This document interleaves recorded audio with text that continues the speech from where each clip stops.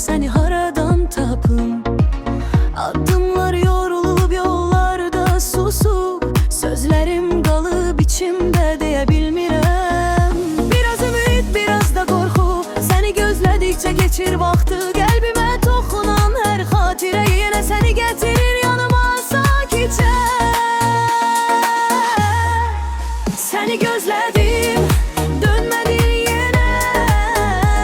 Sözlərimin qalıb izi səndə. Günlər keçir, amma səninlə qəlbimdə yaşayırsan gizlicə. Səni gözlədim, dönmədin yenə. Sözlərimin qalıb izi səndə.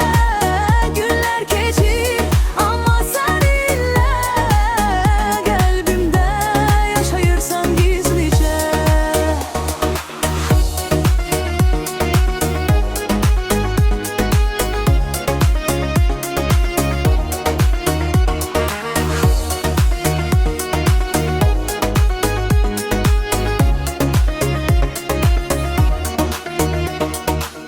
Səhərlər açılır səssiz, oyandıram.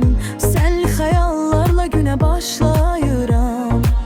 Gülüşün sanki içimdə qalıb, neçə vaxtdır özümü yığışdıra bilmirəm. Biraz ümid, biraz da qorxu, səni gözlədikcə keçir vaxtı. Hər şey dəyişsə də ətrafımda, sən eyni qalırsan ürəyimdə. Səni gözlədim, dönmədin yenə. Sözlərimin qalıb izi səndə. Günlər keçir, amma səninlə qəlbimdə yaşayırsan gizlicə.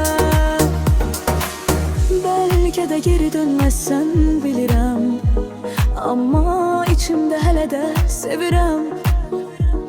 Bir gün yollar bizi görüşdürsə, susaram çünki hər şey gözlərindədir. Səni gözlədim, dönmədin yenə. Sözlərimin qalıb izi səndə. Günlər keçir, amma